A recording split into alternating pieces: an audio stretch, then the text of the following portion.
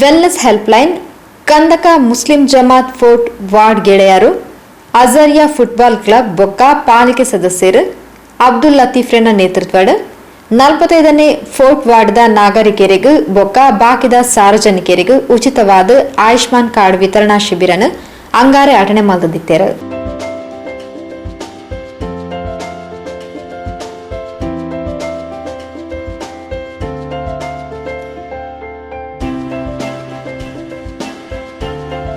Kudla Badriya college ಒಟಾರಡು August 27 ತಾರೀಕು ಗುರುವಾರ ಮುಟ್ಟ ಶಿಬಿರ ನಡಪೆರ ಉಂಡು.